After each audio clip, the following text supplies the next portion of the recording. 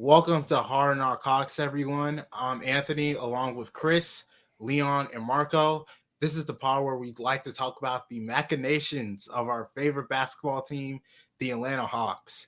Today, we're going to be talking about the Hawks' current three-game losing streak, starting with the Hawks' run in the Emirates Cup, ending in defeat against the Bucks, and two more losses against San Antonio on the road, and the Grizzlies without Trey at home. The Hawks are currently the seventh seed in the East with the 17th ranked offense and the 17th ranked defense currently, according to Clean the Glass. But an interesting stat during since the Emirates Cup semifinal game, the Hawks right now during that stretch would have the 27th ranked offense and the 17th ranked defense. So while the defense has generally mostly kind of held up to that 17th mid average rank, the offense has collapsed completely. So it's been a pretty stark difference between like this week and the last few weeks. So I want to ask you, Leon, what do you think has caused like this major difference for the offense during the between this week and the last few weeks? Well, when you have some success, the new book comes out on you, and teams are figuring out some of the players' tendencies, and there's not a lot for them to fall back on. Also, I don't want to say it, but Kobe's been out, so there's not a lot of rim pressure in the second unit. It's a lot of Vit, who is trying to run the offense, but we just need more aggressive play from guys. Zach's not shooting the ball well. Dyson's not shooting the ball well. Jalen has kind of been inconsistent during that time period. And those are three of our shooters, right? I mean, three of our starters. And if they're not shooting well, it's really hard for the offense to be good. Dre's been good. Buggy's been up and down. Trey's actually been good in most of those games. But everybody else has left a little bit to be desired. Actually, much to be desired. So it's just kind of the growing pains and the grind of the season. You're hitting a couple people are in slumps right now. Obviously, got a couple injuries. Who does juice the offense at least when Clint's not on the floor, but Nance also does. So it's still a little bit different look for the guys. Obviously, Kobe being out, just not getting rim pressure, not getting to the line, and I think for all the things he's not very good at, he's really good when he's the point guard, controlling the pace of the game when he's playing point guard. And he's got kind of a short leash, so they'll use the timeouts when he's in if he doesn't. But he does generally do a pretty good job. So I mean, great defenses. It's not like we've been playing bad offense on terrible defenses. Obviously, the Spurs have Wemby. We know what the Bucks can do when they're clicking, especially. And I guess who else was it? Who's in the middle? I'm missing somebody. Who's the other team we played? Grizzlies, or is it Bucks? Well, yeah. Well, in that game, Trey didn't play. Yeah, so Trey didn't play. Yeah, probably just not going to be good in general. So it's just one of those unfortunate things. Hit a little skid. I mean, been playing well, but the Spurs game was just it's Wemby. Road game. The Bucks game, the lights were bright. We talked about this off the podcast, but the lights were very bright for some. And the Grizzlies game was just you run into a buzzsaw without your foundation. So yeah, it's just the grind of the NBA season. Three games back to back that are rough matchups considering the personnel that you had. What do you think about it? The offense during this like past week, Marco. I want to start off with the three games that we have played recently. Bucks, Grizzlies, and Spurs. They were all winnable. Very much we had control of the game until clutch time. Even in those games, we were keeping it close, but our offense isn't what we're used to seeing. And the Hawks' offense won't get to where you want it to get until you can start hitting threes. We're one of the fastest teams in pace this year. I think we're like even historically too. Actually, seen something about that earlier. We're one of the top pace teams, so you're going to get on a run, and you're going to we're going to always score in the paint, but you're not getting shots up. And two of your starters right now aren't really, well, you could say three, aren't really getting shots up or are real good 3-point shooters. Jalen is getting way better at his 3-point shot. He isn't hesitating as much. His shot is faster, looks smoother. Ricochet, he's another slump, but that was one of his concerns coming into the league. He's very streaky. Can he pick up the pace? Can he keep this going? Blah blah. He's in a bad slump from three. And Dyson is still trying to learn his 3-point shot as well. So it's kind of like teams know how to play us. You gave teams enough time while you're playing in the NBA Cup or in season tournament. You gave teams enough time to like look at you and be like, you can cut them off if you can limit the shooters. Blah blah blah. But then you have Bogey and Dre come in. Those are two people that are going to get shots up, and now the offense is grinding again. Nance comes in and gets you some threes from the 5 position, which is always a plus because now that helps with spacing, which we have, spacing issues and all that other stuff. So offense has kind of been up and down, up and down. The offense is really, really struggled in clutch time, I feel, because I think the Bucks game was all the way down to the wire until like those last 2 minutes, and it was just ugly play from there, forcing threes, not getting shots that you're comfortable taking a lot, and that could be due to the Bucks defense. Spurs, you could say a lot about the Spurs game. You can say a lot about the Spurs game of why we lost that. The 100 dunk should have been an and one, and that should have put us up one. Our late game clutch play or late game offense execution was horrible. Again, it came down to a Trey ISO with everybody just standing still, and you forced Trey to take a contested mid range off 1 foot at that against 7-1 Wimby, and that's not the shot you want in clutch time. 7-3 Wimby, by the way. Memphis was just Memphis. You can't expect to beat that team without your number one player. Memphis is a top 5 team on both sides of the ball, so you can't expect to just beat that. So offense has kind of been up and down. When it comes down to it, Hawks just need to get shots up. We need to make our threes, and that is the only way I feel like the offense will ride the wave with this current group. On to you, Chris. Yeah, they can't shoot. The offense isn't gonna be good. It's just not like an elite offense this year in terms of rating. I think they're like 18 in like both categories, offense and defense, around that area. And like the Hawks used to have like one of the best offenses and like a horrible defense. So they would be in tight games because they couldn't stop anybody, but they could score on anybody.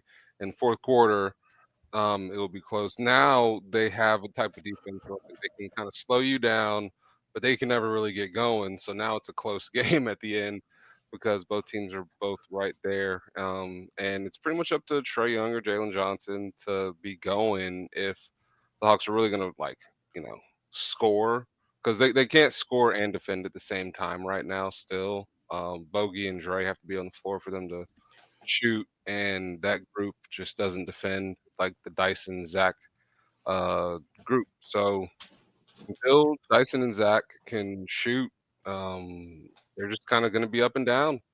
You have to be able to score consistently to win games. Like they defend well enough to be in games now, but to like win those games, you have to be able to shoot. So it's about shooting. When they can get a little bit more efficient at that, they'll be fine. I mean, it's not even the number doesn't have to go up, but the efficiency does. Especially if the number doesn't go up, the efficiency better, right? So yeah, they just have to get better at shooting. Yep. Improve. I do want to talk about one specific player in the context of shooting, and I think so far he has had a disappointing year, and that's Bogey. I think, especially considering last year, I thought he would. I didn't expect him to be like the same 6 man of the year performance, but generally I thought he would just be, for the most part, like kind of almost like at least 80% there. But so far for this year, like 14 games in, I think it's fair to say he has been pretty disappointing for the most part. There was a lot of talk this offseason about, I think, Bogey being like having a bigger role this year because obviously DeJounte was gone and Bogey would have the ball more, especially in the second unit.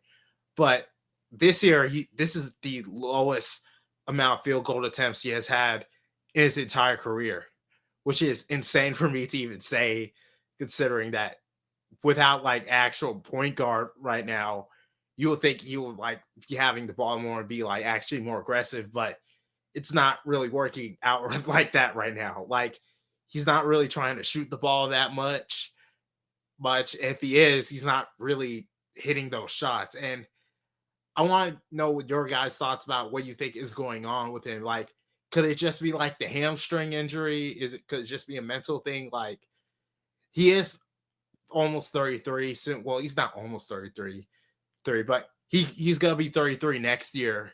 And I guess this is almost about to be the end of his prime soon. So I want to know your guys' thoughts generally about Bogey so far this season, other than my thoughts. So Um,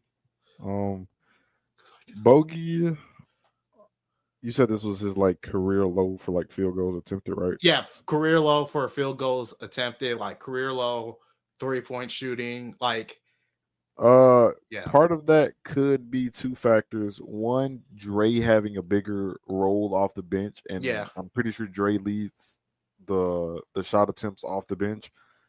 So it could be part of Dre getting more attempts on, off the bench now, and he's like in the true 6-man role. And it could be that Bogey has not always been the best self creator. He could create for himself in situations, but Bogey has always played better off the ball for somebody else that can set him up. And Jalen with the bench unit tries to set Bogey up, but it's times that like Bogey is playing, kind of passive. He takes the shots, he still gets the threes up, but I feel like it's something just, I guess, because he's not the main option coming off the bench anymore. Bogey is, feel like he'll get there too, because I feel like Bogey's also still playing catch up. Like you said, that hamstring injury might still, be lingering just a little bit. So it's him trying to get back in shape and some other things and all that. So, Bogey just, he'll get back in rhythm, I feel. We still, even despite Bogey being, low and everything, we still lead the league in bench points scored, or we're like at least second. So not too much of a concern right now. But yeah. Leon, Chris. I think part of it is the Hawks aren't shooting as many threes in general, so like his numbers down. I think he's behind a bit physically because of the hamstring. But mostly, yeah, to Marco's point, it's about Dre being in that bench unit now. That's just his unit, more or less. So like Bogey's knocked down a peg. For one, Dre's kind of being hyper aggressive. There's a low assist number. And if he's scoring over 20 points a game, like only so many people can shoot with that bench group, right? So Dre's being really aggressive. His shots are going to go up. Bogeys are down. I think when Bogey's a bit more in shape from the hamstring, he'll be more aggressive when he's in rhythm. But I think he's the type of player that is willing to sacrifice for the team and like take a step back when someone else is playing well. And when he gets going, he'll get his shots up. He's a player who isn't afraid to shoot. So I do think it's likely just a combination of physical limitations and then just being a good teammate. yeah, I think it is. Yeah, I think it is fair to say that like he could just be like, it could just be like he's just sacrificing like to get more shots like Dre can, just giving like more of the second unit responsibilities to Bogey. It's just my fear is that, oh, go ahead, Leon. You were about to say something. Yeah, he's just not 100% to me. It looks like he's missing a lot of his threes short. They look like they're on line, but they just kind of hit the front rim. And he's even airballed a couple of times, just short. But it looks like everything on line, which leads me to believe his legs aren't all the way under him. So he's just gonna have to play his way into that. Mid-January, Bogey could be. You know how Bogey is. Yeah. Bogey could have a stretch of 20-point games in a row with a 30 mixed in there, and and this we'll. whole little thing I just went on could just. He's still one of the best shooters in the Yeah. world. I don't know. But like we said, he is almost 33. It takes some time to bounce back from that, from the small stuff. And if you're an athlete, you know how hammies are. They're tricky. So it's fine. I know everybody wants to win every game. Obviously, when guys play bad, they feel a type of way. But Bogey's helped us a lot in the last few years. Our offense is juiced highly, not just by his shooting, but the spacing that his shooting provides. So he needs to start hitting them. I'm not gonna, he's not just absolved because he's a good shooter that's not shooting well. But I don't think it's one of those things where I'm like, just cut him, trade him for BS, and that's where people are with a lot of stuff right now. So yeah, the same team that went on the 6-game winning streak is the same team we have right now, minus Kobe Buffkin, basically. And I guess 0-0 for a couple of games. Hopefully he comes back when he's ready to be evaluated. But it's just you run into a couple games where the matchups are bad. Wemby's a bad matchup for everybody. Giannis is Giannis. And, you go into the Grizzlies without Trey and, take away the point guards at best. You could at least say they cancel each other out. They're the better roster.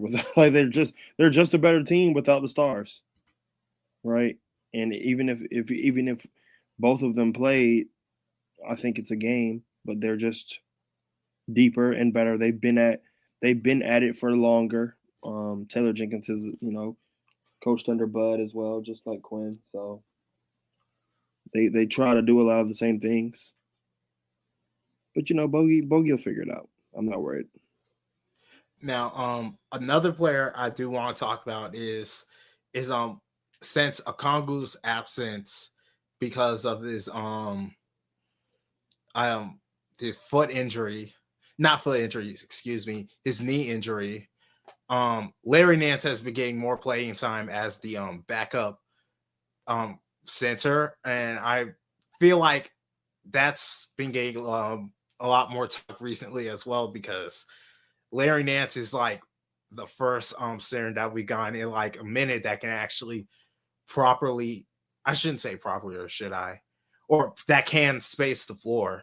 And I want to know your guys' thoughts generally about him for the most part, because for me, like, I think Larry Nance, obviously, I think it's fair to say he could be the best offensively skilled center. I don't know. Is that fair to say? Because obviously he can shoot threes. It's not unfair to say. Yeah.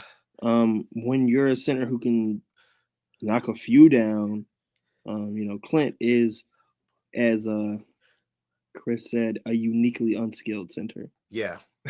So, and Okongu. I said that on the pod. Yeah. No, you haven't said that. No. You bringing off the record? Okay. I got you. Anyways. Well, now it's on the record. It's on the record now. Sorry, you can pull me on. You can pull me on the record. It's cool. Well, it's just Larry Nance. He can shoot threes, man, and he can shoot he understands how to operate. He understands how to operate out of the 5-out. He'll attack a closeout, and kick the ball out. He's probably not. Unless the lane is wide open, he'll go and dunk. But he knows how to drive and kick when he gets closeout opportunities. So that's good, right? Especially for the offense. It's just the defense. Sure, I'll stand on business. Clint is for today's game, right? He's uniquely unskilled in terms of like a lot of the short roll stuff you want your guy to do, like.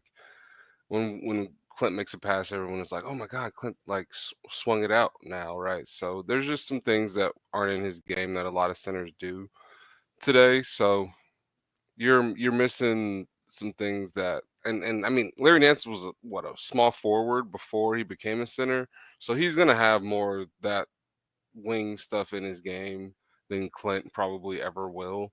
But I will say Onyeka is very skilled. He's probably right there. He just can't shoot like Larry Nance I for mean, to sure. be fair, He But in thinks he terms of can. passing he made and 2 finishing, threes I in think the Onyeka's Bucks probably a game. better He made finisher 2 than Larry threes in the Nance Bucks game.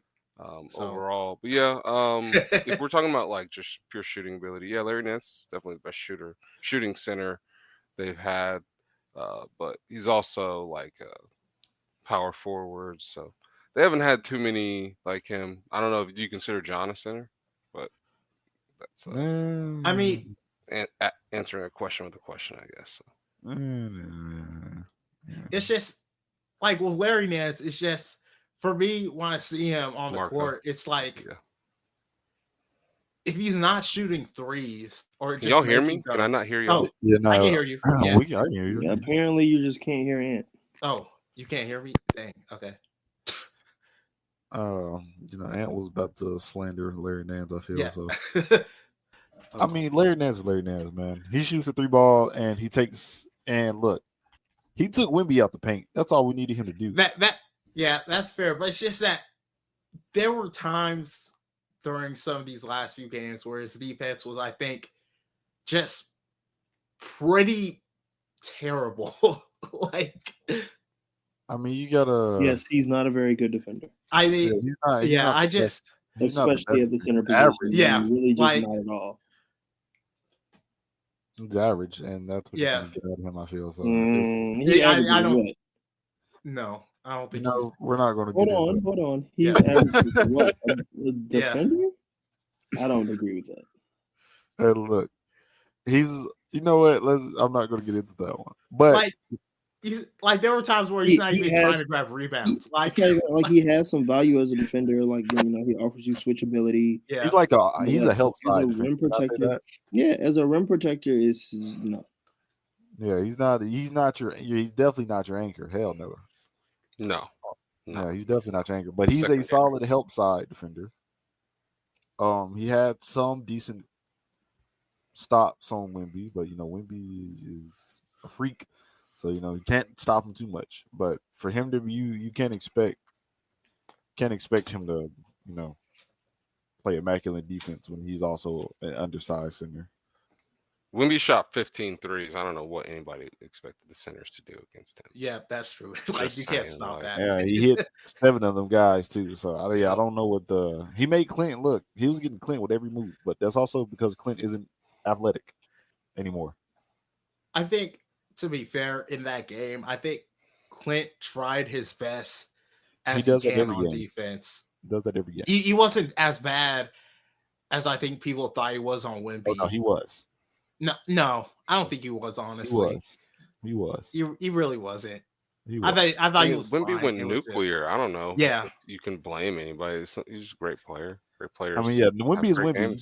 You can't. It's hard to defend that when his high point of his shot is damn near in the stands. You can't can't do anything about that. But hey, even if you want to talk about the Bucks game or Grizzlies, he wasn't doing good in those games either. Yeah, that's fair. But Well, then- I mean, Brooks shoots, right? And I mean, Jaren is gonna pull your big out. Jalen was guarding Jaren majority of that game.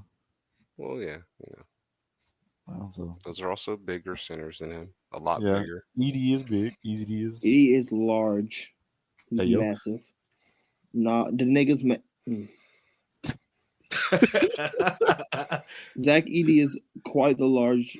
Yeah, that is a large human being. Yeah. So He's can't big. do anything about that. But hey, that's the Hawks' way of having 2 undersized centers and 1 average size center. So can't be too mad at the big matchups when you kept them people around. So but also I think you mentioned Leon Kobe Buffkin too, since Kobe Buffkin was the best point guard we had generally that ran so far for the season. And I think if anyone who's listening didn't know already, he elected to have a season-ending surgery on his right shoulder. So as of right now, the Hawks don't have a back. Well, they do have a backup point guard. They have V. They have Keen Wallace. They could trade for somebody. So it's gonna be interesting to see what they do with that backup point guard position. But honestly, what do you guys think of how the Hawks are gonna handle this position generally? Since I don't know honestly what they're gonna do, because to me it feels like they could just stick with Veet for like a week or two and then just trade for somebody, or they could just stick with Keen Wallace again. Yeah, like you said, I'll go first and snake it. They have options, right? They have an option in Vit, and then obviously they have an option in Keaton. Even though he is at a game limit right now, he's already played a few. He's already bitten to his 50 games a little bit, so that obviously has a limit on it until you move/cut Zeller. So I think if a deal comes up that they like that makes a lot of sense, they'll do it for backup point guard of your choice. However, they are not in a rush to, and it is not the end of the world if they do nothing. That's all. Yeah. Sorry. No, you got it. I was about to ask, did you want to go? Be brief. I mean, they probably play the hot hand between Veet and Keaton. See, who if they need some defense, you go Keaton. If you need some playmaking, you go Veet. Kind of mix and match. And yeah, if something pops up that makes sense and is easy for a swap for them in terms of like salary match and a guy willing to take backup point guard minutes, then I think they'll do it. But it's not a move that they'll probably force just because it's a complicated fit in terms of contract. They don't have too many pieces that they are like that they want to give up mid-season. There's some guys that they're probably willing to move, but probably more willing in the summer. So we'll see what happens. But yeah, it's going to be a lot of Veet and Keaton for the foreseeable. And I think the Hawks are comfortable with that because you still have Dyson, who you can leave on there if need be, and he can give you some minutes there. So you can have three guys fill in those 12 or so minutes that Trey is off. Yeah, so it isn't much to say on it. Like you said, you got Veet, got option in Veet. Keaton's 14 games out of his 50, so I think the point guard concern right now isn't too major because as long as you have somebody, a decent ball handler next to Jalen, it's fine. You shouldn't be concerned unless Trey misses significant time with this heel contusion. Yeah. Or if Jalen misses some significant time with, whatever, blah, blah, blah, blah, blah, blah. So right now it's not a concern. They shouldn't rush to get anybody because right now we have essentially another month until deadline, a month and some change. You won't really know what the market is until midway January. You won't know what the market is until about midway January, and you won't really know who's out there, blah, blah, blah, blah. So right now it's not a concern. Don't rush a move. They probably won't do anything until they can figure out what to do with Zeller. And yeah, that's all I really have to say on that one. Yeah, I think I generally agree with all y'all, with everyone's opinions here. I think it is going to be interesting to see if they actually do trade for a point guard. I feel like the season starts to go downhill. I think they're probably gonna eventually rush to trade for a point guard because they may just say, they need someone to just cover Trey if the minutes without him are just really bad and they don't want Trey to play 40 plus minutes again because that's what happened. Trey got injured again. So I think it's gonna be honestly just interesting to see how they handle this. I have no clue what Zeller's actual value is going to be. Because, there's probably teams that still need, a backup center right now since, the Orlando Magic, Wagner's out for the entire season. So maybe we can get something from them, like a backup point guard or something out. I got no clue. But we'll see what happens in the next few weeks. But something else I want to talk about, and this is something that was present during. Oh, you want to say something, Leon? No, not really. Not really. I would Okay. just caution Hawks fans to not be surprised if they don't do too much on the backup point guard team this season. That's all. I wouldn't be surprised either. Something I did want to talk about. This was, I think, especially present during the Bucks Emirates game, was the Hawks facing more physical teams. I think for the most part, the Hawks have been very physical for the most part, but I think when it was coming, when they were facing a more like a veteran experienced team like this, I think they kind of got bullied into. I don't know if that was the best way to describe it, but like the Bucks physicality in that Bucks game, right? They kind of just couldn't handle it, especially with some of our like younger players like Ricochet.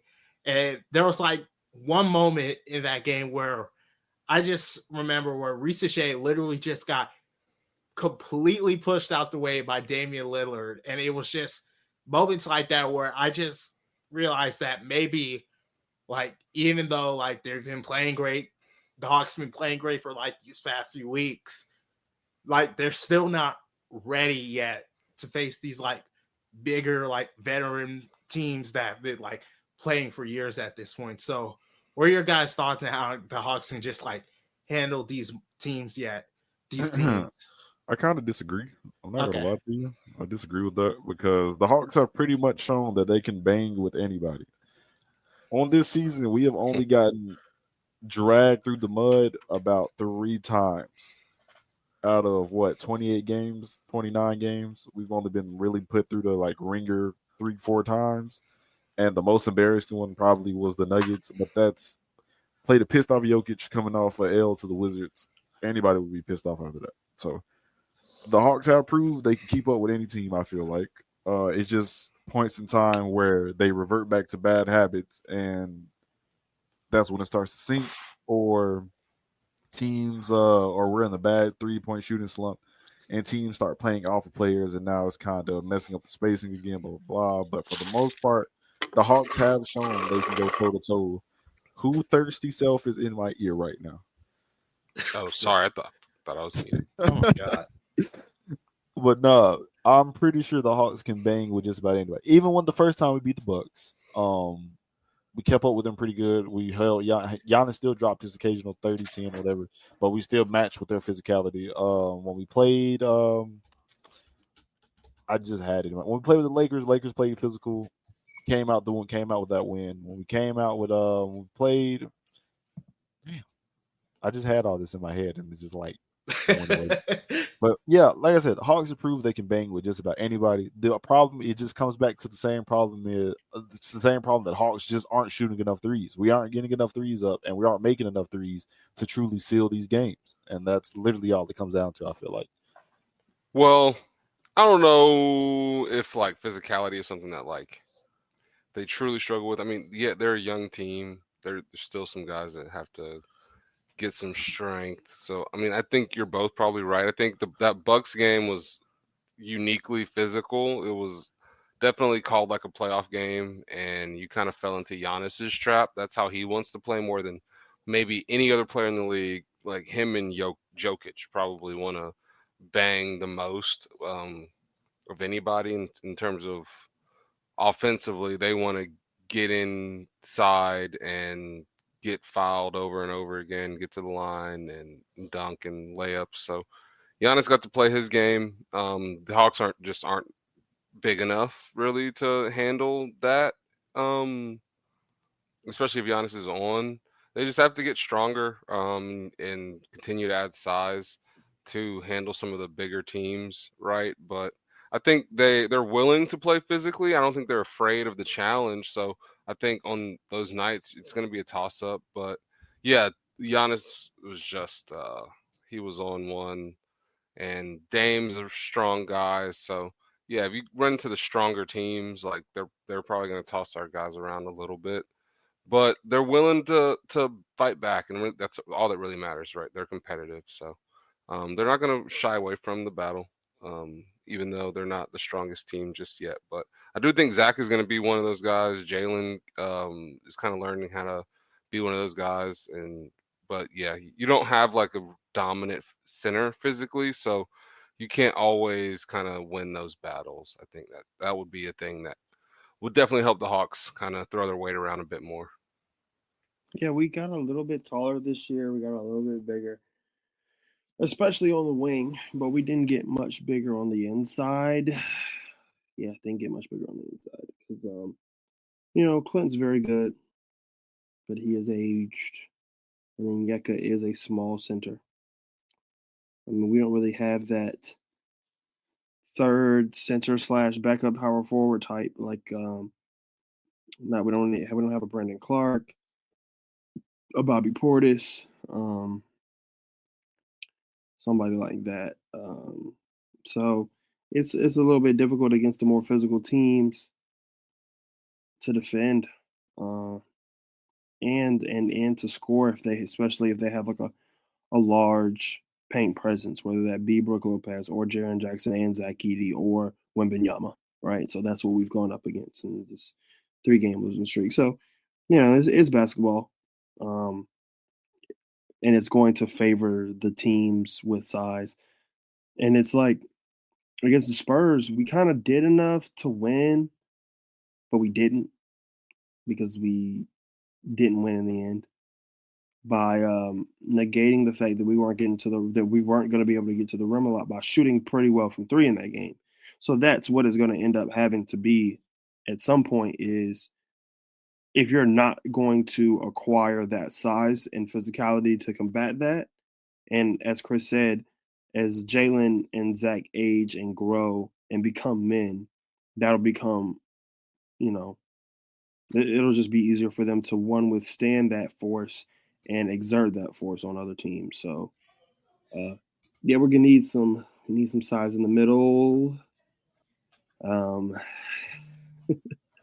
Yeah, we just need some size in the middle. Yeah, I was letting you get away with those, but I know you heard it. Okay, hey, listen. Oh my God. I've been letting you get away with a lot of stuff on this here recording, sir. Trying to be professional. Okay. All right. So let's talk. Chris get? Yeah. Yeah, he went. You didn't hear him? Oh, my bad. He went right before me. And after you. Maybe if you get off your phone, but never mind. Buddy. Anyway, now let's talk about this more about the injuries that we've been facing lately. Trey. Now, we have no clue when this what was the injury again? Let me see what was again. Sorry, because Trey? Yeah. His new one is, I think, is a It's a right contusion. Yeah, knee contusion. Thank you. Yeah. Now we have heel. No clue like when his heel contusion is gonna get healed. Heel, nice pun. Is gonna get better. So generally, how do you think Quinn should like handle these rotations going forward? If it's gonna take like, let's say, like a week or two, if this team's gonna like be able to stay afloat generally in the East. I'll go first. Yeah, go ahead, Chris. We've talked about Quinn, or I've talked about Quinn and how like he's kind of reluctant and slow to make changes to a rotation when something happens. And I think that's when Trey's out. I think his first instinct is to try to keep as much the same as possible. So he will like throw Vita out there so that the rest of the schedule can kind of run, instead of like moving moving Bogey or Dre into the starting lineup. He like wants to keep them in their same role, especially for the regulars. He wants to like keep that consistent before maybe they have a practice and they can work on something with Dyson and bringing someone else into the starting lineup. It's just it's difficult because we've talked about how like they're deeper this year, but it's very thin depth. They can't really handle too many injuries because now they don't have anyone that can get scaled up in that reserve group where you're not worried about like really losing the game because of it. They don't have like a super young player who's been buried who is just like itching for minutes, right? And like every time he steps from the floor, it's electric. They're still like trying to build the depth to where they get to that point. And I think you really feel that whenever one of the regulars is out. So hopefully Quinn can kind of work on some things in practice, and the natural one would just be to put Bogey in the starting lineup and have Dyson be the point guard. That's what I would go with. I'm not sure if he's just reluctant to do that because he wants to keep the defense how it is with that starting group. And if he's worried about Bogey kind of hurting that, or if he's worried about messing with Bogey or Dre's schedule, because they are coming back from injuries this year. So hopefully they can figure something out because it's tough, man. I think that's part of the issue when someone's hurt, they do lose games. I think because Quinn is a little slow to react, and like they weren't using Nance, I feel like, as much as they should have when they were having some injuries. And so yeah, hopefully they it's a practice thing and they can get the reps and Quinn makes a change.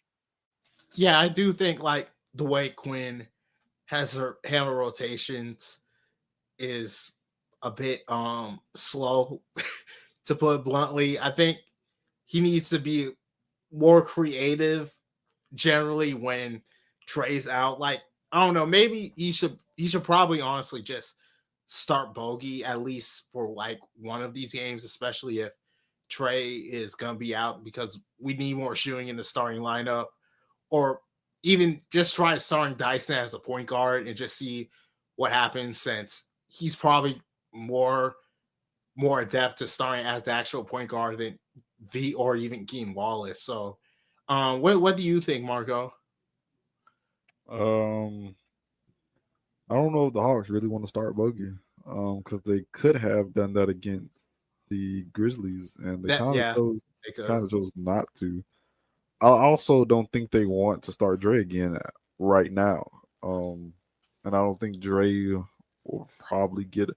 It's weird, man, because they want to develop is clear as day with Zach being out there, and you also want to win at the same time. So now you're wondering, like, how long can we let Zach go out there and shoot like over 5, over 6 in rows? But you also want Zach to get better, so you kind of have to throw him out there with that. So that's why they're kind of minutes. If anything, they won't start Dre or Bogey.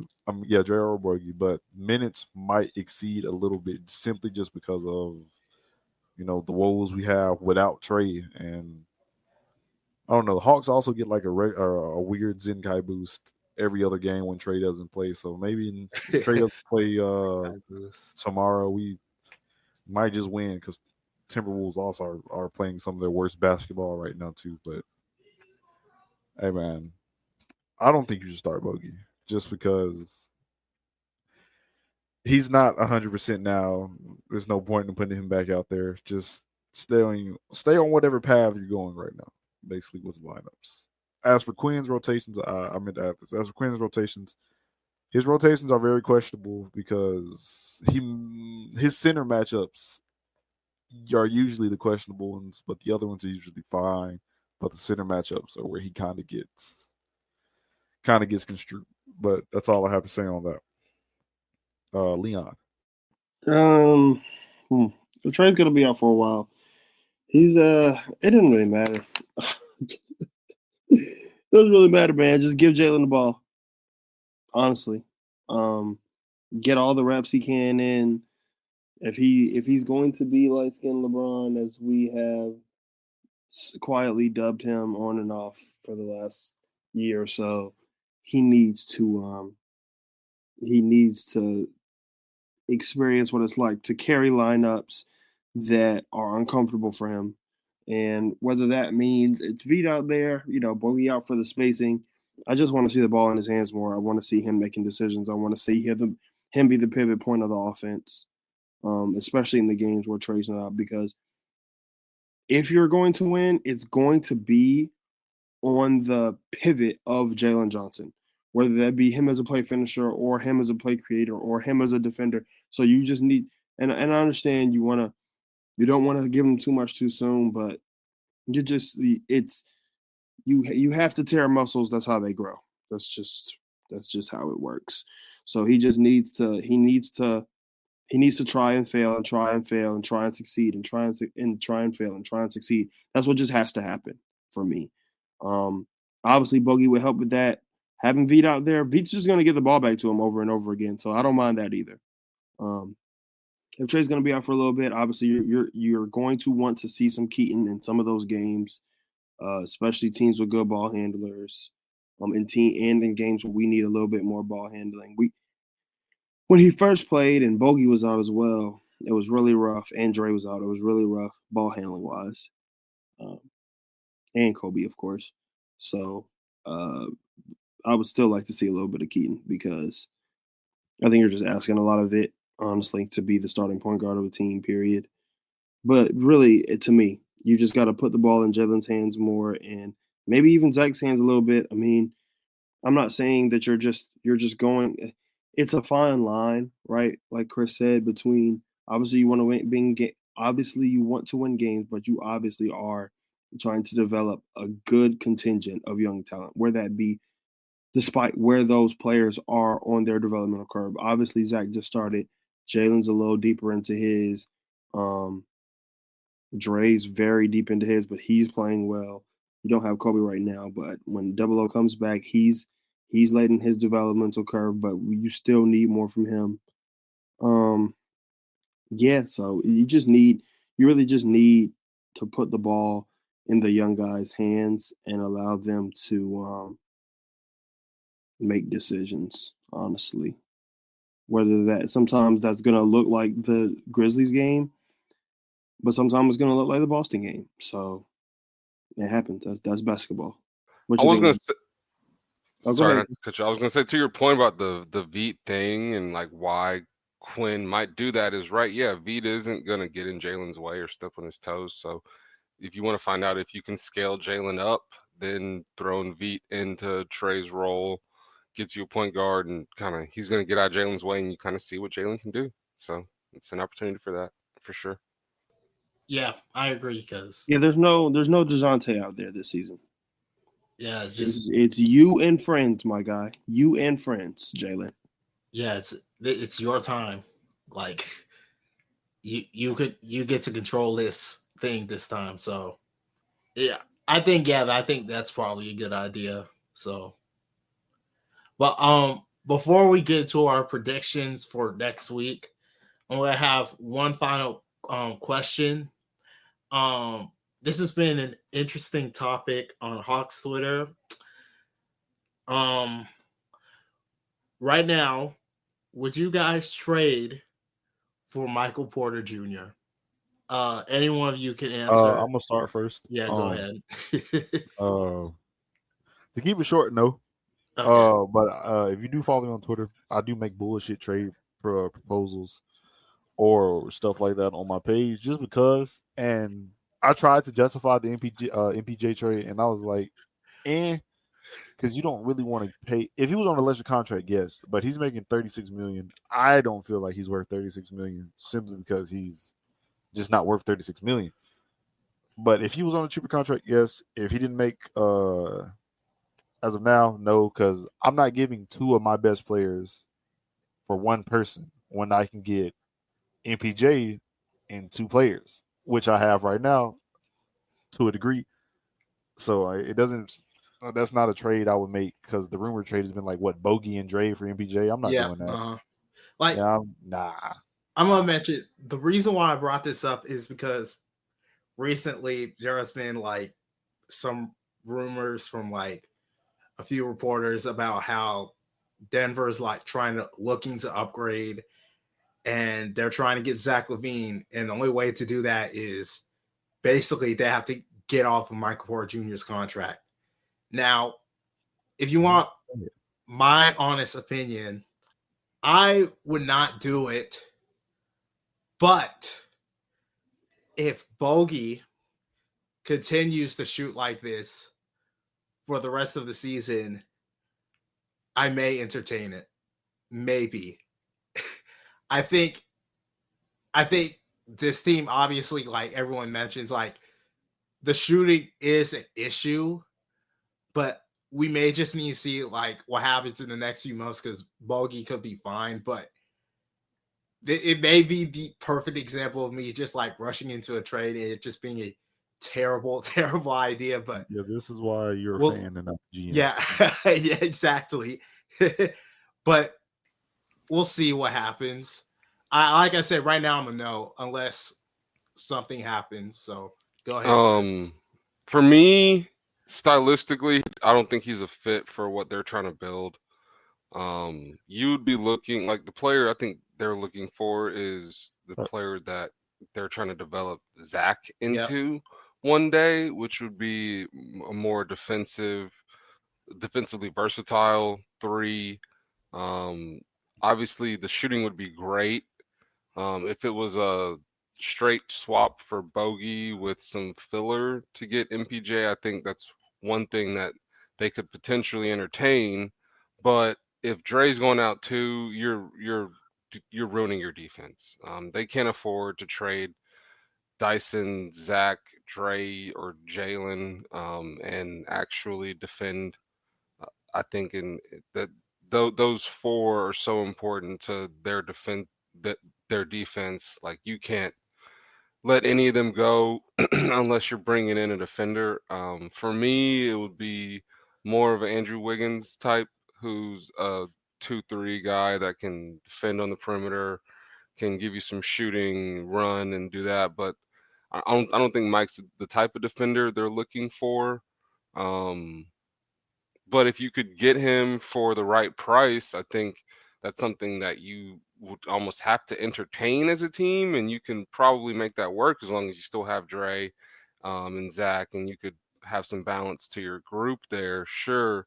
But you can't send out Dre and Bogey. They just can't, especially not midseason. You can't handle that and still compete night to night. It would just basically ruin their ability to defend, I think. Sorry.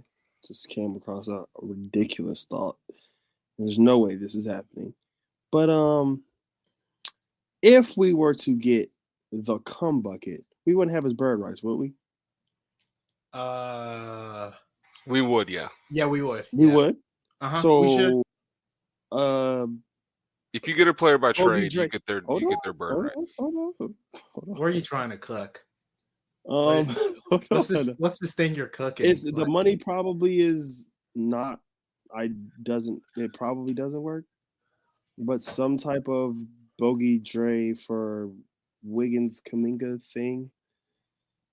It just slipped into my mind. It's probably it's just a thought that I had because I was thinking, okay,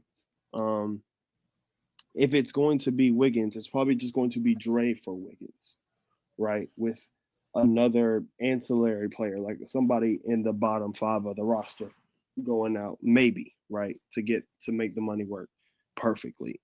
But okay, if I was to add Dre and I was trying to get another player back, I was like, well, Moses Moody. I was like, no, well, he's another 2-3 more so than a 3-4. Well, who's the 3-4 on the roster? And I was like, Kuminga. Would I throw the sack pick at that package for Kuminga? Here's the thing. I love Kuminga, but we can't. He wants to get paid. He's gonna want to start. But if we had, but that's why what was my first question? What? No, about we the have his bird right. Yeah, but does he shoot enough? No, I don't think he does. No, he probably doesn't. But he's coming here to be the backup. He shoots 30% right now. That's hard as that. I'm just saying he's coming here to be the backup power forward and continue to for us to be good on defense while Jalen's off the floor. That's his actual purpose. No, yeah, I 100% love the player. But I'm also not acquiring going him out too. to He keep would have him. the minutes. I'm not It'd be more about acquiring if him. Wiggins would use be him as another comfortable trade coming piece. off the bench down the. But yeah, no, What do you mean? that would be an interesting move. I mean, honestly, I think the Moody thing I think makes sense because 2-3 lets you move Dyson over to the 1. Then you get your backup point guard more easily. I'm not sure exactly where Moody would be defensively or where he is defensively. I'm just gonna assume he's a little bit better than Bogey, and that's kind of my ideas. He's good, lowercase g good defensively. Yeah, because if you can remove Bogey from that rotation defensively, I think you end up with a group that can really execute their scheme for 48 minutes, and that alone, just being able to defend and freely put someone at the 2 that isn't Dyson, and you can move Dyson to the 1. I think that would just really help. Really make the defense pop.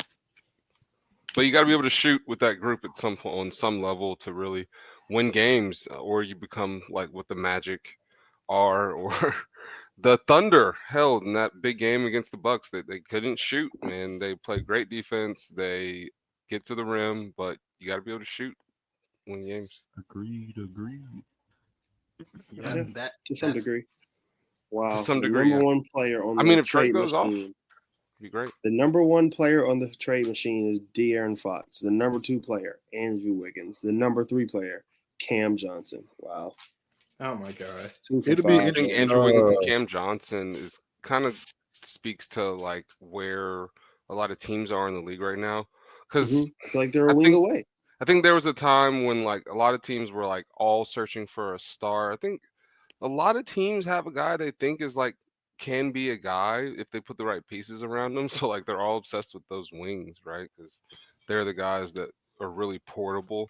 That's a fun word to throw out in sports conversations. Very fun word. But yeah, it's a guy you can drop onto any team, right? And it works. And those wings are those guys. That's why Cooper is going number 1. Back in the day, I don't know that Cooper would truly be the number 1 prospect because you really had to have a bag and be like a scoring guy. But today, every team is thirsty for a Cooper flag because they can put him next to anybody, and they think it'll work. Yep. Well, let's see here. Trade deadline, though, I will say, because everything's just been slipping in my mind. I guess I'm tired. Oh yeah, I'm gonna say because of the Bradley Jimmy trade. I think that'll set everything off. Yeah, or maybe another trade soon.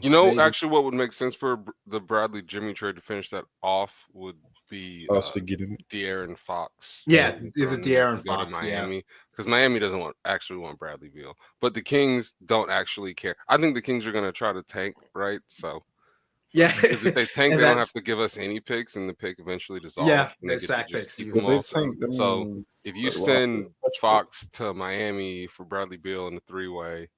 It's easier for Phoenix to get Jimmy if that's a thing. You know what? That was a thing. But. Let's save these conversations for another time. Another episode. Look at you being a host. I have another. Yeah, I have an idea. I have an idea for this. Yeah. Let's move on to predictions for the next week.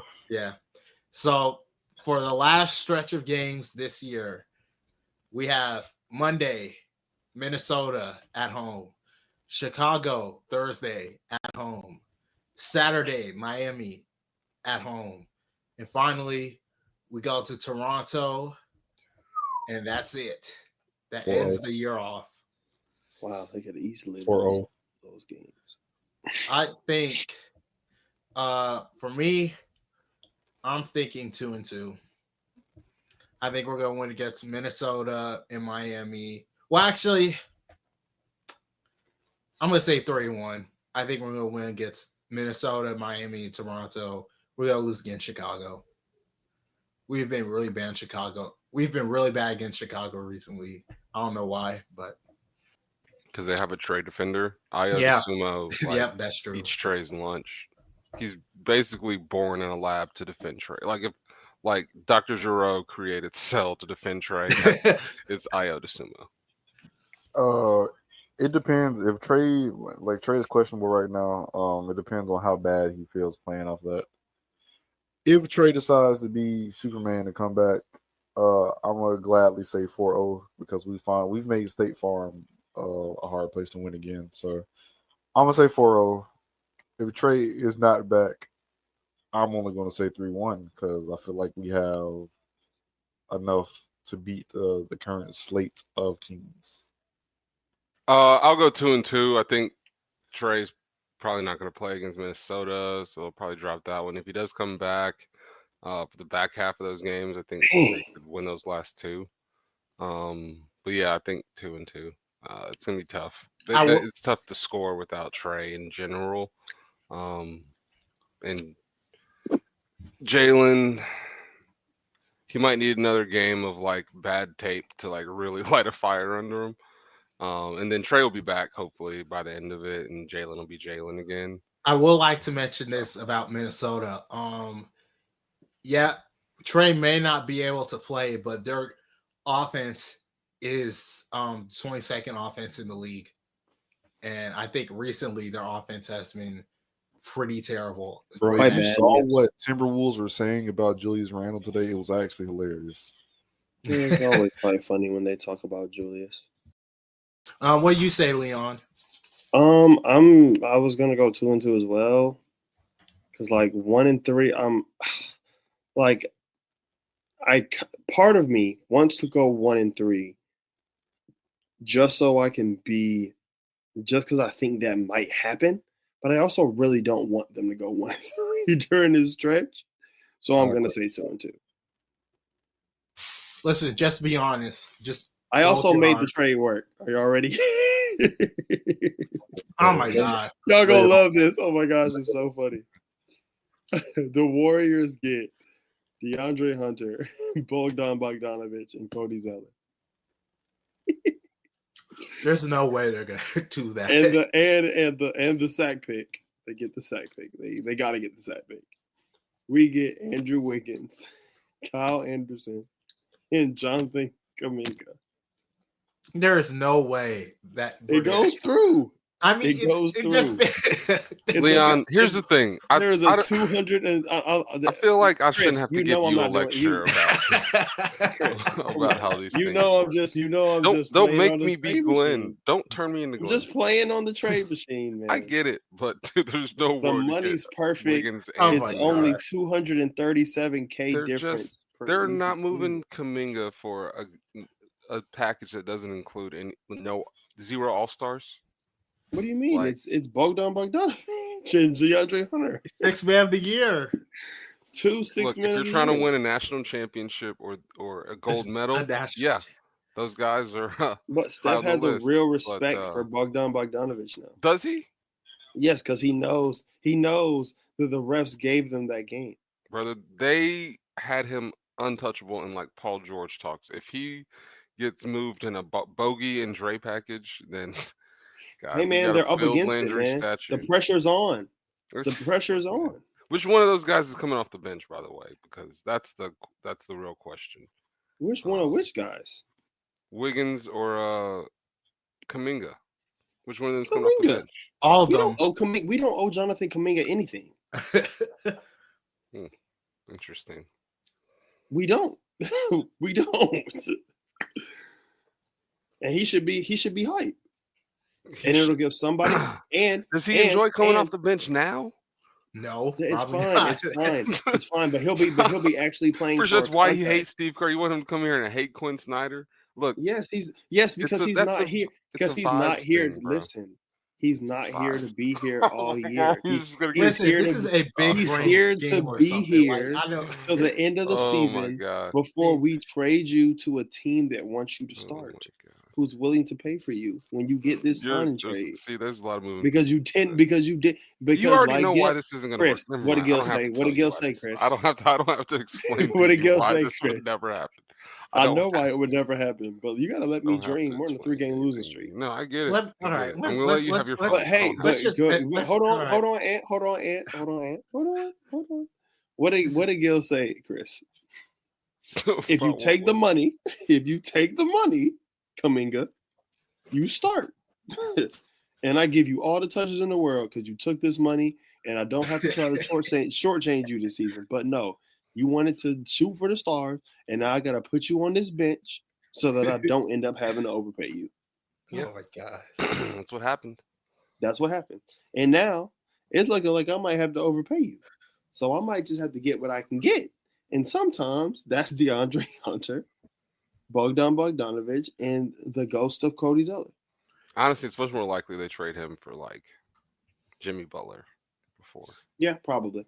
DeAndre Hunter. Mm-hmm. All right. Well, I'll just throw out. I will be mad if they like trade him for like Cam Johnson or something. That would kind of piss me off. Yeah, that would be crazy, honestly. I don't know what wings are like really available. I know Jimmy is, so Dorian Finney-Smith. Yeah, he's not going for him either. So it's probably gonna be Jimmy. Anybody?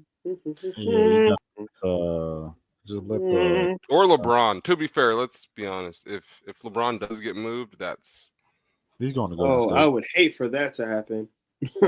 Oh no.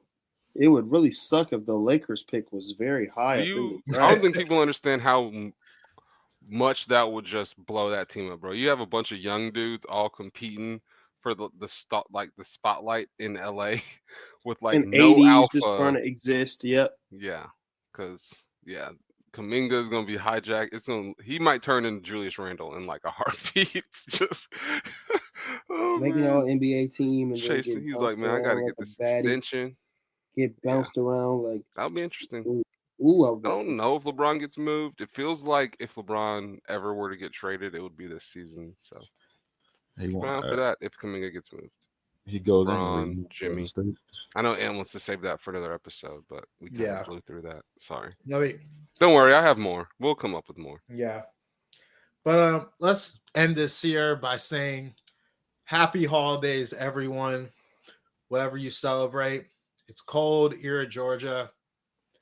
Hope everyone has a great holiday. Enjoy your presents. Oh. It's going to be great. And we're going to get ready for a new year soon. So it's going to be all very exciting. Oh. Yeah. And we will see you all. Listening. Yep. And we will see you all on the next recording. Thank you for listening. See you all later. Have a good one. Oh.